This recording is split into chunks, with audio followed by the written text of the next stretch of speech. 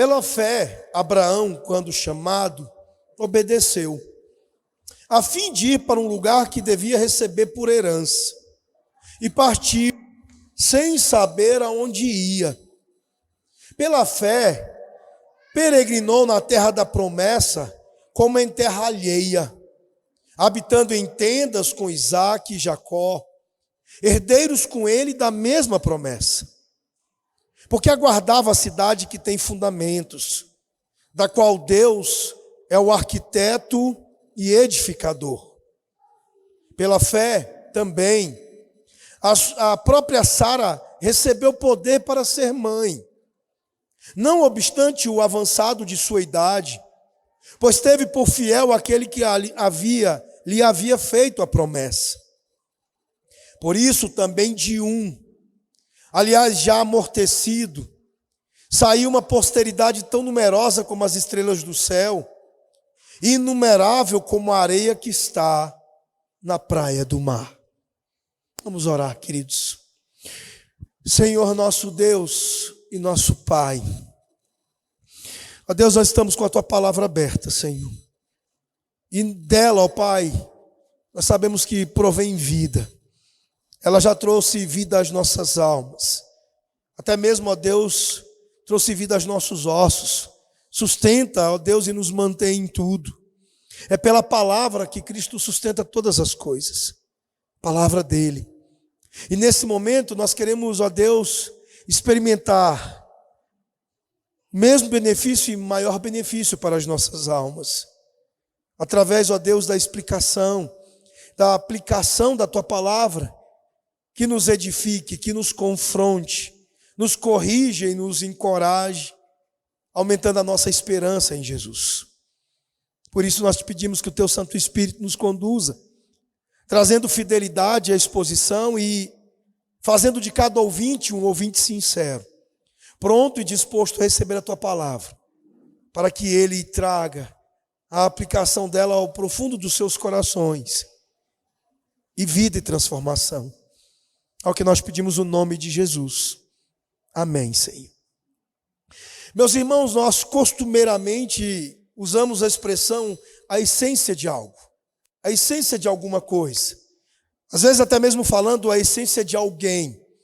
Essa é uma expressão comum quando nós queremos compreender melhor, ir mais fundo e entender aquilo ao qual nós estamos associando essa expressão. Às vezes nós usamos essa expressão, mas pensamos pouco sobre o que ela invoca também. Às vezes usamos de maneira banal.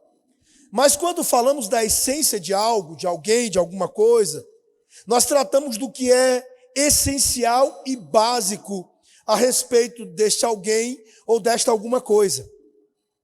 Nós estamos nos referindo a detalhes práticos e específicos, bem definidores dessa pessoa ou desta alguma coisa. O que é inerente a algo ou alguém. O que constitui o mais básico ou o mais importante em algo. E uma só palavra, aquilo que lhe é fundamental. Fundamental para alguém, fundamental para alguma coisa.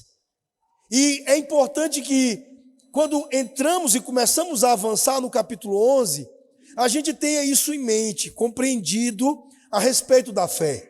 O que é fundamental sobre a fé? O que é inerente à fé? O que constitui o mais básico, os detalhes práticos da fé? O que é importante sobre a fé? E é isso que o autor ele vai trazer-nos esta noite e na continuidade do texto. Ele vai avançar sobre os exemplos da fé para nos fazê-la entender, nos fazê-la mais entendida. Nós, a partir do texto de hoje, iremos entender sobre a essência da fé. Nós vamos olhar para estas declarações tão importantes que nós vimos até aqui, mas compreendendo melhor o que nos é exigido. O texto, no verso 6 de domingo passado, ele disse que é impossível agradar a Deus sem fé. E se é impossível agradar a Deus sem fé, meus irmãos, nós precisamos ser claros quanto ao que é essencial ou básico a respeito dela. Do contrário, nós estaremos perdidos. É preciso olhar para esse texto e aprender dele, apanhar dele alguns detalhes da fé. Entender que esses detalhes práticos, em outras palavras, sem esses detalhes práticos, sem estas coisas importantes, básicas, vocês não serão capazes de agradar a Deus. E o autor, ele vai buscar Abraão no texto de hoje, juntamente com Sara, para nos ensinar sobre esses detalhes. Abraão, que é exaltado nas Escrituras como sendo o pai de todos os que creem, e por isso ele é chamado de o pai da fé. Abraão, que nós conhecemos a partir dos capítulos 12 a 25 de Gênesis. Lá vemos a sua história, mas que se abre por toda a Escritura em vários momentos, como por exemplo no uso que o apóstolo Paulo faz em seus textos para dizer-nos que ele é o principal exemplo da justificação pela fé. Daquele que foi justificado pelo Senhor Jesus pela confiança que teve nele. Paulo, ele afirma que não são os judeus de nascimento físico, que representam os descendentes de Abraão, mas aqueles que creem. Esses são aqueles que de fato são chamados filhos de Abraão. Ele lá em Gálatas capítulo 3, versículos 7 e 29, ele diz o seguinte: portanto, estejam certos de que os que são da fé são filhos de Abraão. E se sois de Cristo, sois descendentes de Abraão, herdeiros segundo a promessa. Então não nos é surpreendente que ele seja um nome que surge aqui com versículos destacados para ele, porque ele de fato merece esta atenção especial por tudo que representa. A sua vida é uma ilustração encarnada do versículo 1, quando o versículo diz: ora, a fé é o firme fundamento das coisas que se esperam, a prova das coisas que se não veem. Abraão é o homem que viveu, e viveu profunda e intensamente esta fé que nos é descrita no verso 1. E o nosso texto sobre a vida dele e de sua esposa nos trazem 3 detalhes da fé que nós precisamos ter em mente, aprender para vivermos a essência da fé: obediência, peregrinação e superação. Em primeiro lugar, vejam comigo o verso 8 novamente. O texto diz assim: pela fé, Abraão, quando chamado, obedeceu, a fim de ir para um lugar que devia receber por herança, e partiu sem saber aonde ia. Meus irmãos, lá em Gênesis capítulo 12, versículos 1 a 3, Deus ele chamou Abraão para deixar seu país, seus parentes, deixar a casa de seu pai e ir para a terra que ele, Deus, mostraria, mas que ele não havia mostrado imediatamente. No versículo 4, o texto ele registra a resposta de Abraão.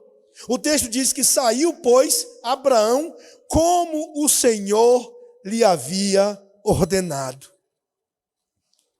Deus chamou e Abraão obedeceu. Aqui Abraão ele confia em Deus e ele age de acordo com a ordem de Deus, que também tem promessas para ele. É impressionante porque alguns detalhes eles vão mostrar que Abraão, até mais do que nós, ele carregava dificuldades, coisas que poderiam ter embaraçado a sua obediência. Por exemplo, ele tinha cerca de 70 anos. E mesmo nesta época, as pessoas vivendo mais do que se vive hoje, era uma idade avançada. Abraão não era um jovem aventureiro. Ele, meus irmãos, obedece mesmo estando profundamente enraigado com o Ur dos Caldeus, com a cidade do seu povo, com a sua família. Ele não era alguém, por exemplo, que não estava bem alocado em relação às suas relações familiares. Ele não era um Zé Ninguém que estava procurando algum tipo de aventura. Era um homem profundamente arraigado a seu lugar e a sua gente. Mas o texto diz que ele obedeceu. Ele não seguiu os seus planos de mudar para Canaã, mas ele obedece a Deus a ordem de ir para um lugar que ele nem mesmo sabia ou conhecia. Abraão, ele se mostra aqui, nos poucos resumos do que nós colocamos, como um homem que não vivia segundo o seu próprio sonho. Ele aqui, na maneira como o texto nos apresenta-o, ele é um homem que estava seguindo o chamado de Deus e fazendo isso prontamente. O versículo 8, ele deixa claro o motivo e a maneira, a forma pela qual Abraão responde o chamado, obedece a Deus. O verso 8 diz que foi pela fé que Abraão fez isso. Pela confiança em Deus que Abraão fez isso. Sendo chamado, ele obedeceu. E ele saiu para um lugar que o texto diz que ele devia receber por herança. Mas o mais importante a ser destacado é que ele saiu sem saber para onde ia. Deus não disse de imediato para Abraão qual seria o seu destino final. Primeiro ele se desloca até Harã, e depois de Harã é que ele vai se deslocar em direção à terra prometida. Deus não deu a Abraão, meus irmãos, aqueles folhetos imobiliários com ilustrações ricas daquilo que é o lugar que nos está sendo prometido por venda, para ser o nosso novo lar. Ele não deu imagens aqui retratando a terra. Ele não dá imagens para dizer a Abraão o quanto o clima da terra prometida era agradável. Ele não havia a promessa de ter uma casa esperando por ele, bem confortável, ao final de uma longa jornada. Ele teve que deixar sua cultura, seu modo de vida, um modo de vida que era bastante familiar para ele lá em Ur.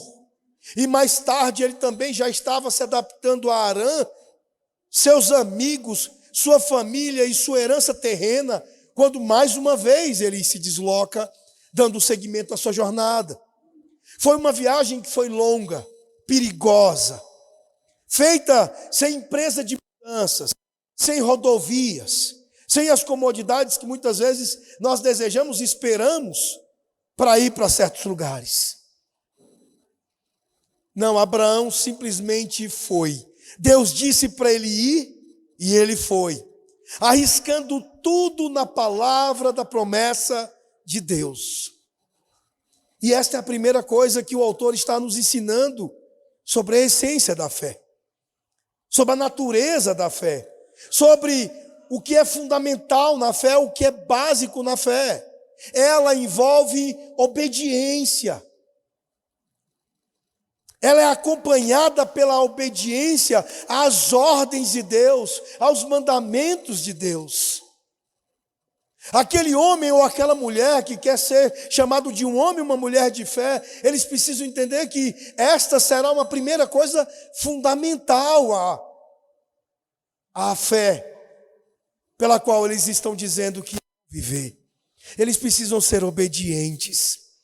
Obedientes a tudo aquilo que Deus ordena, obedientes a tudo aquilo que Deus apresenta em seus mandamentos. Portanto, meus irmãos, a fé vai muito além de crer, vai muito além de simplesmente dizer que confia ou de confiar.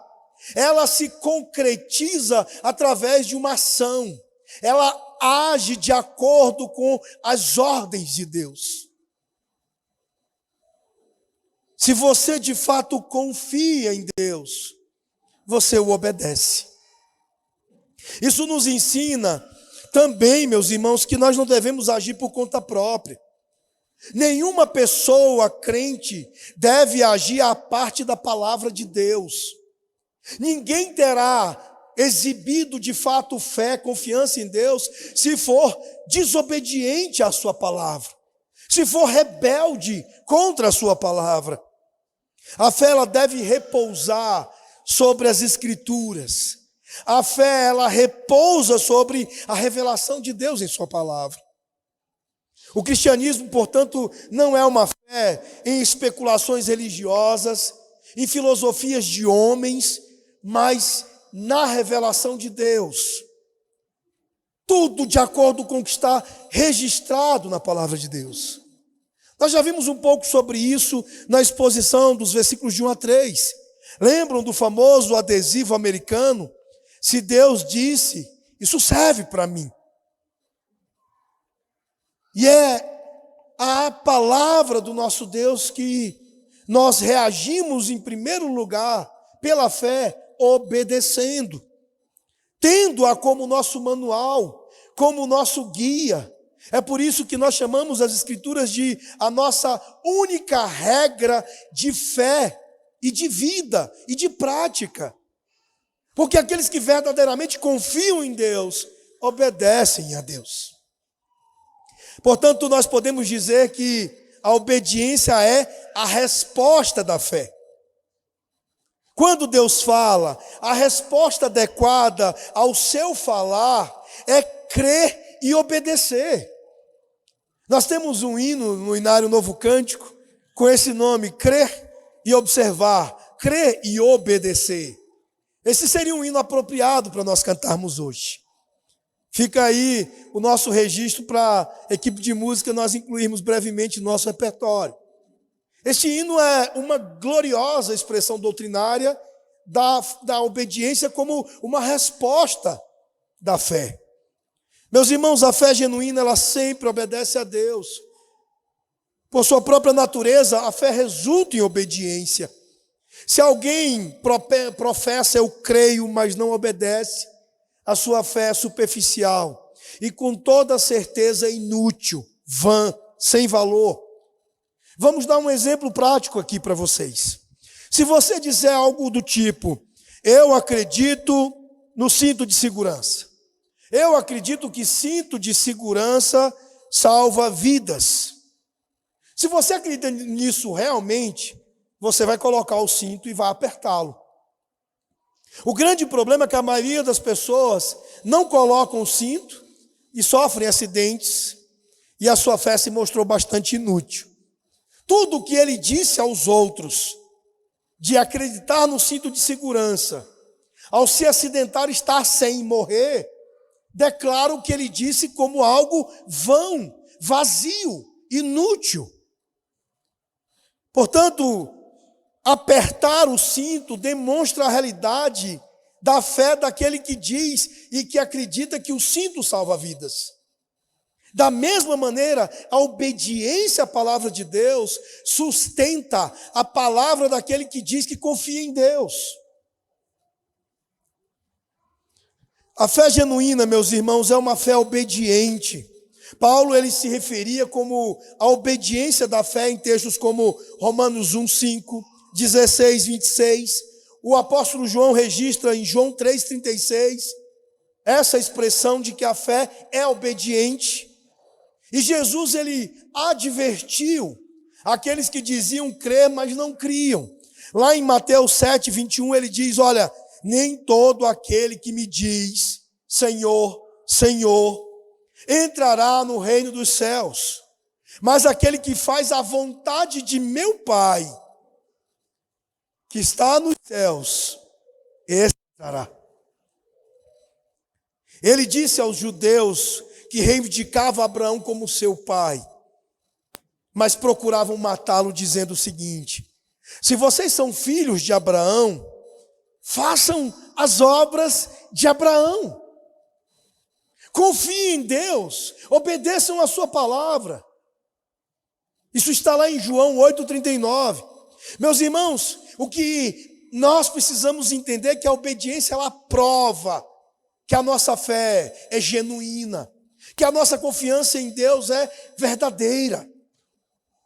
A fé obediente, ela é contundentemente um abandono de tudo o que eu quero, de tudo o que é confiança em mim mesmo, em todos os meus planos, em todas as minhas ideias, para render-me totalmente e seguir completamente Jesus, aquele que é revelado pela palavra de Deus, como nosso Senhor.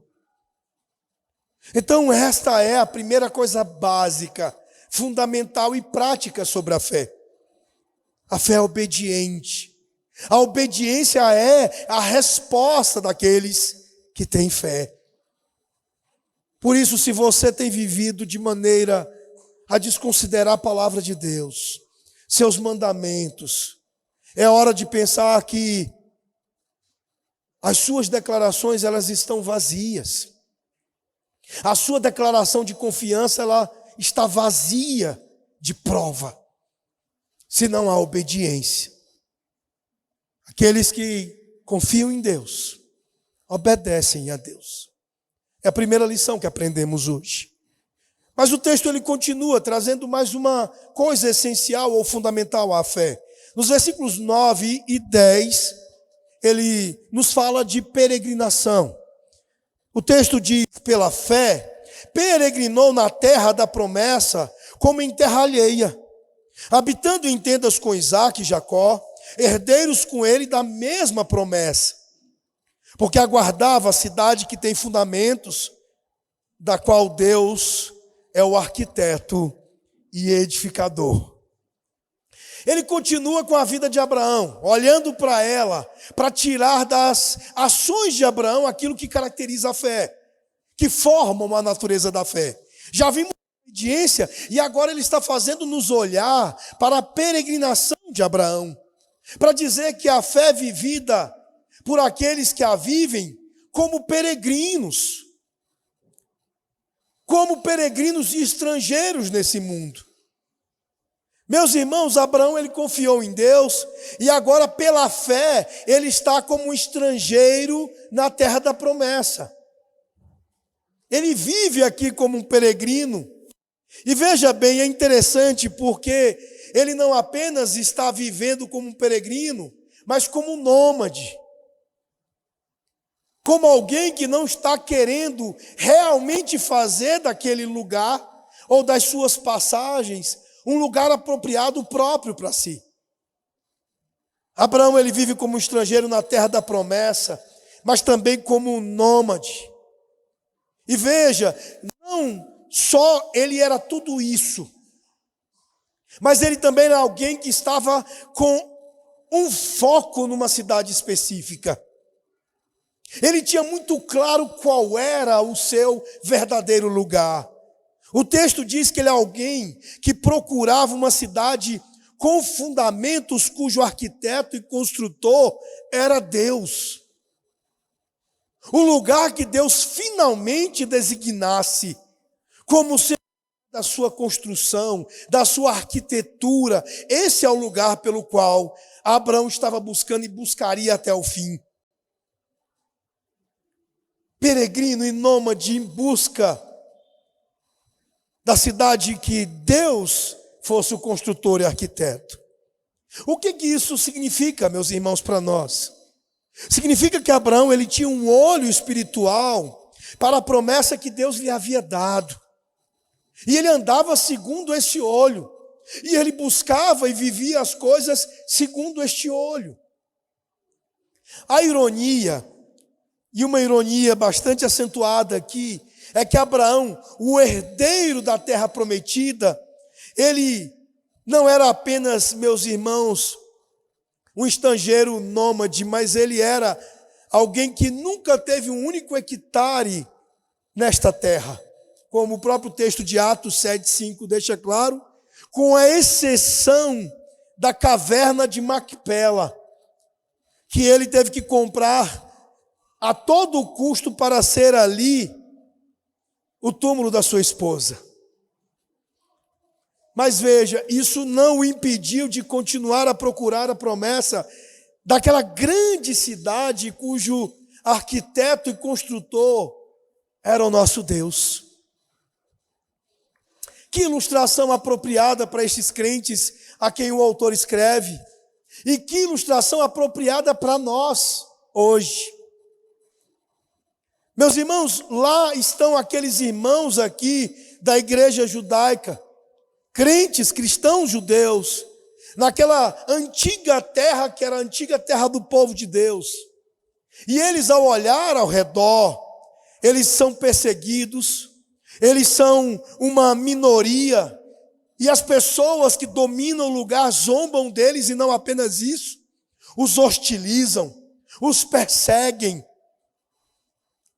E seus conhecidos judeus dizem a eles para abandonarem esta fé em Jesus e seguirem de volta para o judaísmo, porque o cristianismo era um tipo de mito, uma aberração, que eles deveriam largar isso. E o autor está dizendo para eles algo como o seguinte: você é chamado a crer em um ambiente hostil, assim como Abraão foi chamado a crer. Ele era um cidadão de um reino celestial, e isso o tornava um estranho aonde quer que ele fosse. Essa é uma luta constante da fé, está dizendo o autor aos cristãos judeus e a você esta noite. Sempre temos um puxão, meus irmãos, em nossos corações, para que a gente se encaixe onde nós estamos, para que sejamos de fato cidadãos brasileiros, brasilienses. Eu imagino que talvez alguém que mora em Vicente Pires seria algo como Vicente Pirezino. O Lucas e a Bárbara que moram aqui, o Pedro e a Pâmela, né? Talvez tenham seus corações sendo puxados para ser o máximo possível de Vicente Pires. Águas Clarenses eu já ouvi. Parece que a expressão é essa. Taguatinense, como o Igor e a Raíssa, é certeza que é isso mesmo. Mas os nossos corações nos puxam para tentar ser o máximo possível desses lugares onde Deus nos coloca, onde nós estamos na nossa jornada, na nossa caminhada. No fim, meus irmãos, em muitos momentos nós queremos ser como eles. Nós queremos ser como eles. Os antigos israelitas, eles queriam um rei, como as nações ao seu redor. Eles olhavam para o lado e eles diziam: nós queremos ser como eles. E hoje mesmo os cristãos não mudaram muito desde aqueles dias e continuam com os desejos de ser como eles. Muitas vezes nós queremos ser como aqueles que nos rodeiam, mas a fé de Abraão fez com ele com que fosse diferente. A fé de Abraão o fez querer saber que ele não poderia ser como aqueles ao seu redor, porque a sua cidadania simplesmente não era daqui. Ontem eu assisti novamente o Venom, e o Venom ele se revolta, né? É meio que uma revolta, ele toma gosto pelo planeta, pelo Brock, né? Ele toma gosto pelo que ele está vendo, e isso motiva a lutar contra aqueles que seriam milhares de invasores do seu povo e que destruiria a terra aqui. Ele quis ser como nós e fez com que ele rompesse com aqueles a quem ele era ligado. E é isso que vai acontecer conosco. Se nós quisermos ser como eles, nós perderemos a conexão com aquilo que realmente pertencemos. Abraão, ele era ligado ao reino celestial que Deus estava construindo. E a fé precisava se mostrar contundente na vida dele em manter-se peregrina.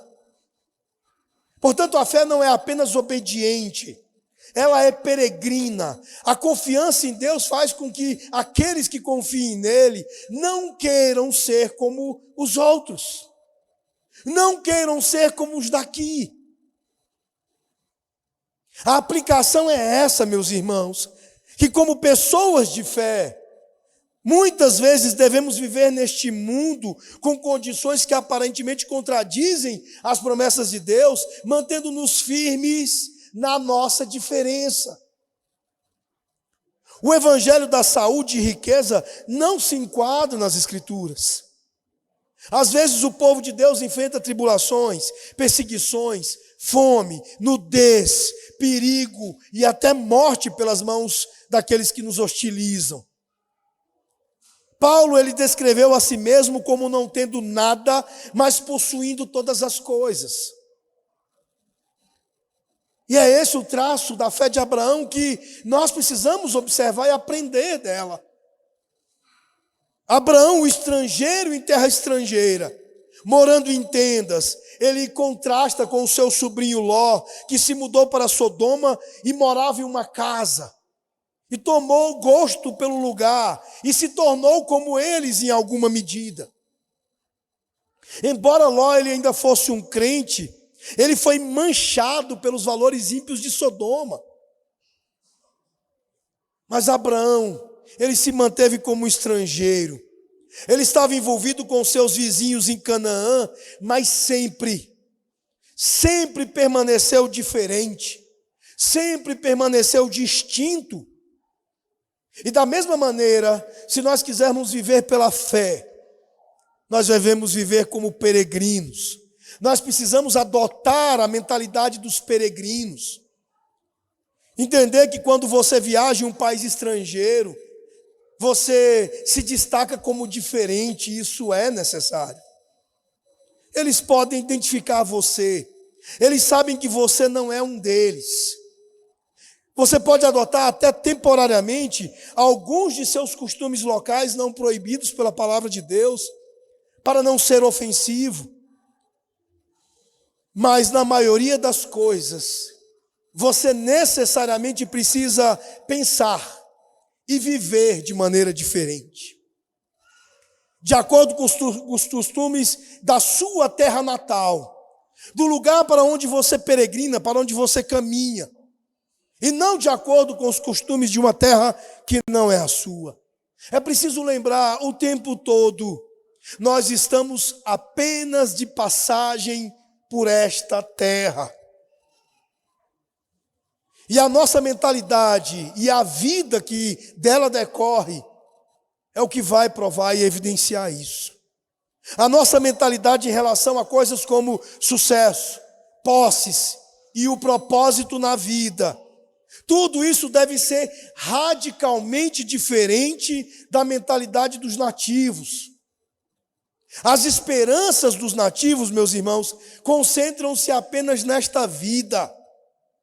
E é desta forma que eles buscam a felicidade na vida, a satisfação e o contentamento. Mas as esperanças dos peregrinos se concentram em Jesus Cristo e a herança eterna que temos nele. Nisso está a nossa felicidade e o nosso contentamento. Nós somos, portanto, por causa disso, desprendidos das coisas desta vida. E nós desfrutamos de tudo o que Deus nos provê,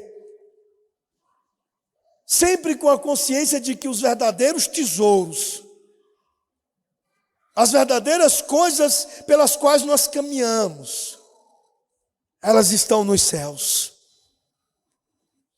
Isso nos leva a dizer que a vida de fé é a vida que se concentra na eternidade.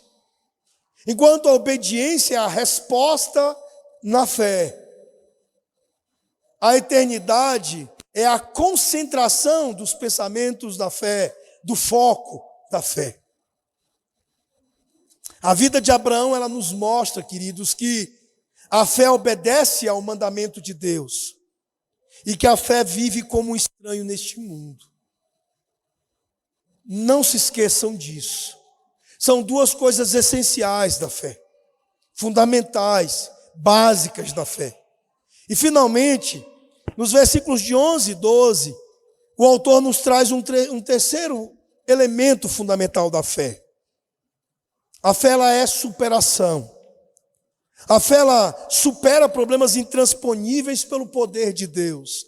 Veja os versículos 11 e 12. Pela fé também a própria Sara recebeu poder para ser mãe, não obstante o avançado de sua idade, pois teve por fiel aquele que lhe havia feito a promessa. Por isso também de um, aliás, já amortecido, saiu uma posteridade tão numerosa como as estrelas do céu, e inumerável como a areia que está na praia do mar. Abraão e Sara, meus queridos, eles não conseguiam ter filhos. Até aquele ponto eles não conseguiram. Deus lhes prometeu não apenas um filho, mas ele prometeu uma nação de descendentes. Mas o problema é que não só Abraão e Sara eram inférteis, incapazes de conceber filhos, como eles já haviam passado da época da vida para fazer isto. A idade deles era avançada demais daquilo que era o normal para pessoas terem filhos. Mas a fé fez com que eles superassem isso. Há duas lições aqui nesses dois versículos que nos ensinam sobre esta superação. A primeira é que a fé ela se concentra no poder e na fidelidade de Deus, e não nas circunstâncias ou na impotência humana. Se você diz que acredita em Deus, se você diz que confia em Deus, você tem que viver concentrado no poder e na fidelidade de Deus, não por vistas. Tem um cântico antigo também, que nós logo estaremos com ele restaurado aí, né, Tiago? Não olhe as circunstâncias. Não. Não ande por vistas. Olhe para o seu amor, para o seu poder, para a sua fidelidade. É assim que o crente vive. O crente, meus irmãos, eles não olham como pessimistas, olhando para a sua circunstância, olhando para as suas impotências e pensando, ó céus. Mas eles olham para Deus, o seu poder, para a sua fidelidade, e isso faz com que a vida deles sejam vividas com superação. Foi isso que aconteceu com Sara e com Abraão aqui. Em Gênesis 18, 14, o Senhor repreende a incredulidade de Sara com uma pergunta retórica, corrigindo a maneira do seu olhar. Ele diz, há algo muito difícil para o Senhor? E ele continua reafirmando a promessa de que no tempo determinado, no ano seguinte, Sara teria um filho. E isso ajustou o olhar de Sara. Isso corrigiu a sua incredulidade. E pela fé, ela passou a olhar para o poder de Deus, para a sua fidelidade, e não para as suas circunstâncias e a sua impotência. Ela e Abraão descansaram no caráter fiel de Deus e simplesmente creram, já que Ele prometeu, Ele o faria. Agora é lógico que as Escrituras nos colocam em cuidado aqui. Existe uma doutrina espúria, chamada de uma das doutrinas neopentecostais, de confissão positiva ou triunfalismo, que pegam coisas prometidas de maneira específica na Escritura, como a promessa específica a Abraão e Sara, e querem fazer disso uma promessa geral para todos do povo de Deus. Isso é um erro. Você deve ter o cuidado de não tomar para si promessas que não são promessas da aliança, promessas gerais, mas que foram promessas específicas a pessoas do Antigo Testamento. E entender que o problema, em várias circunstâncias, não está em Deus. É claro, óbvio, mas está em nosso mal entendido sobre como aplicar as promessas de Deus. Por exemplo, quando nos é prometida a prosperidade numa perspectiva de Deus, de uma riqueza como a que Paulo tinha, e que estava certo de ter, e que estava satisfeito e contente, ao ponto de ele mesmo dizer que ele considerava tudo perda para que ele pudesse ganhar a Cristo. E entender estas coisas numa perspectiva de um morador daqui, de um não peregrino. De você querer interpretar as promessas de Deus não numa perspectiva eterna e de realização escatológica do seu reino, mas entendê-las como aquele que já se tornou até o último fio de cabelo um morador deste mundo, um cidadão desta terra, que almeja sucesso e riqueza aqui, que deseja não a glória de Cristo em novos céus e nova terra, mas a glória deste mundo. Cuidado, não se enrede por este erro. Concentre-se no poder e na fidelidade de Deus. Descanse nele e confie em suas promessas, vendo-as com olhos eternos, com olhos para a eternidade. Dizendo em cada desejo para a realização de cada promessa: Maranata, vem, Senhor Jesus. Que cada dia e que cada realização de Deus na minha vida aconteçam com a proximidade da chegada de Jesus. Lembram da história que eu contei para vocês? Eu falando que nós não cantávamos sobre a volta de Jesus, não ansiávamos a volta do Salvador. E quando deveríamos cantar e deveríamos dizer: Maranata, vem, Senhor Jesus. E desejar mais profundamente esse dia do que qualquer outra coisa. E a irmã virou e falou: não, pastor, o que é isso? Jesus não pode voltar agora não. Eu ainda tenho planos de viajar para a Europa, eu nem conheci Paris ainda.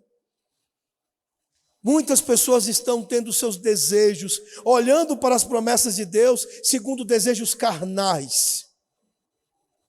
Não desejando Jesus e o seu reino, mas desejando os seus próprios pequenos e espúrios reinos.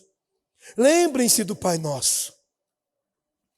Que venha o teu reino, que seja feita a tua vontade, e todas as outras coisas que pedimos sujeitas, subordinadas a esse desejo. É esse olhar eterno que irá corrigir os nossos maus entendidos sobre as promessas de Deus. Mas o verso 12, ele traz uma segunda lição sobre esta superação. Diz que a fé, ela confia em Deus para manter a sua palavra em seu tempo, ao invés de se concentrar em respostas nesta vida, ou no nosso tempo. O que Abraão obteve nesta vida por sua fé, meus irmãos. Olhem para a vida dele e pensem. Ele foi arrancado da família, dos amigos, da sua terra, para nunca mais vê-los. Viveu o resto de sua vida em tendas, movendo-se de um lugar para o outro como um nômade. Viveu para ver Isaque nascer, o filho da promessa.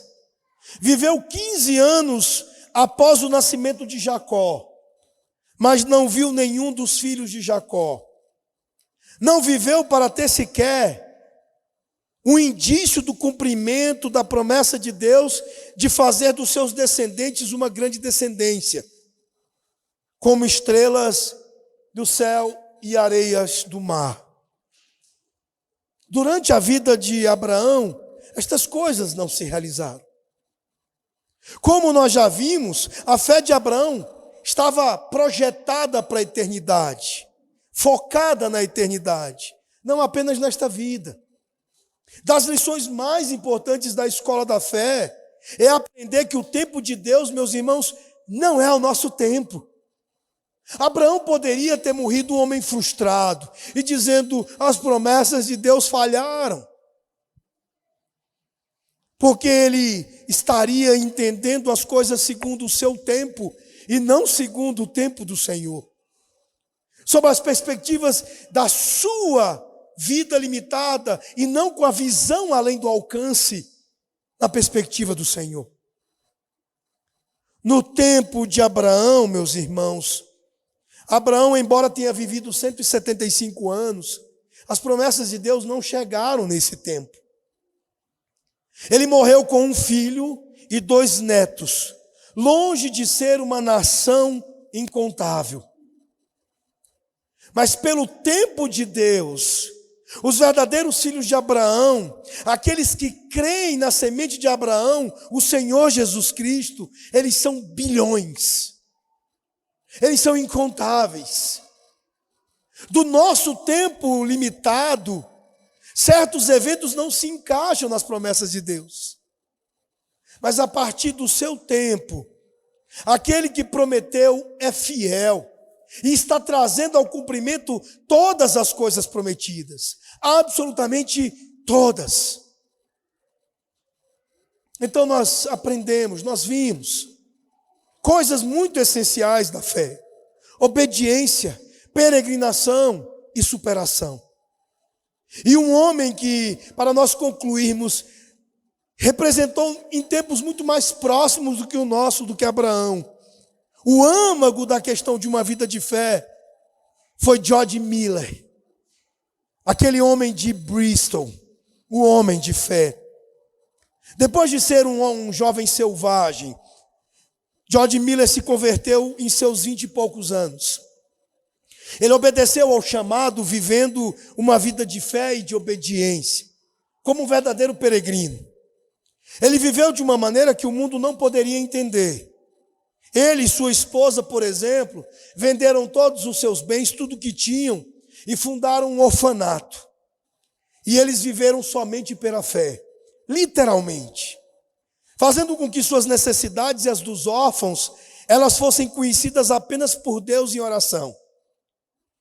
Um dia, outro e muitos outros, vivendo com a provisão apenas, com o alimento apenas para aquele dia. E muitas vezes, eles enfrentaram problemas intransponíveis que foram superados pela fé, na confiança pelo poder de Deus e pela fidelidade de Deus. Como na história que vocês já devem ter ouvido, de ele ter acordado, ter orado à noite porque não tinha comida, não havia café da manhã, almoço e janta para o dia seguinte. E que as coisas começaram acontecendo na manhã com o carro do leiteiro quebrando, o padeiro chegando e a provisão do Senhor vindo até a mesa deles. Em 1877, George Miller estava a bordo de um navio parado na costa de Newfoundland. E havia um nevoeiro denso, fazendo-o ficar parado ali. O capitão estava na ponte há 24 horas esperando por um bom tempo, quando George Miller veio até ele e disse que tinha que estar em Quebec no sábado à tarde para um compromisso. O capitão respondeu a George Miller: é impossível. E o George Miller disse: muito bem, muito bem. Se seu navio não puder me levar, Deus encontrará outra maneira. Eu nunca rompi um compromisso nestes 52 anos com o Senhor. Nós vamos descer para a sala de mapas e nós vamos orar. O capitão perguntou-se intimamente: de que asilo de lunáticos esse cara saiu? E então desceram para a sala de mapas. E o capitão se dirigiu novamente a Miller e disse: senhor Miller, você sabe o quão denso é esse nevoeiro? Ele disse: não me importo. Meus olhos não estão na densidade do nevoeiro, mas no Deus vivo, que controla todas as coisas e todas as circunstâncias da minha vida. Então George Miller se ajoelhou e orou. E tendo terminado de orar, o capitão também estava prestes a orar, mas Miller pôs a mão em seu ombro e lhe disse o seguinte: não faça isso. Por duas coisas. Primeiro, você não crê que ele o fará. Eu não quero a ajuda da sua incredulidade. Segundo, eu creio que sim.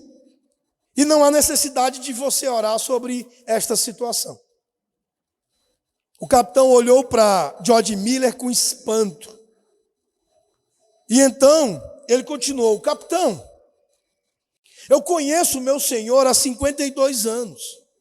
Nunca houve um único dia em que eu não consegui uma audiência com o meu rei. Levante-se, capitão. Levante-se, abra a porta e você verá que a neblina se foi. O capitão foi até a porta, abriu e o nevoeiro havia se dissipado. Meus irmãos, todas as vezes que eu leio as biografias de George Miller, vejo cada uma das suas histórias, me dá uma certa ponta de frustração, porque eu gostaria de poder contar histórias como essas, como sendo a minha própria experiência. Mas eu não posso. Mas eu já tenho algumas. Eu pude sentar sábado à tarde com o seu João e a dona Janete e falar um pouco disso, das coisas que eu e Érica temos vivido, os nossos milagres. A vida de fé se constrói assim. Nós olhamos a testemunhos como o de Abraão e de Sara, de George Miller, e nós vemos aquelas coisas que são essenciais à vida de fé. E na medida em que peregrinamos e vivemos a fé dessa forma, nós começamos a caminhar e a experimentar parte disso.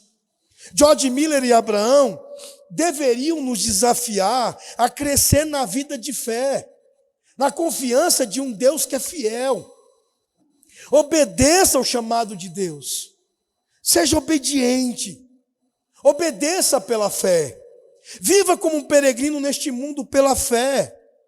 Peça a Deus pelo seu poder para suportar os problemas insuperáveis que você enfrenta. E eu posso lhe assegurar que com estas 3 coisas essenciais à fé, os seus olhos vão começar a ver coisas incríveis. Você vai começar a provar parte das experiências de George Miller e de Abraão. Que Deus os abençoe.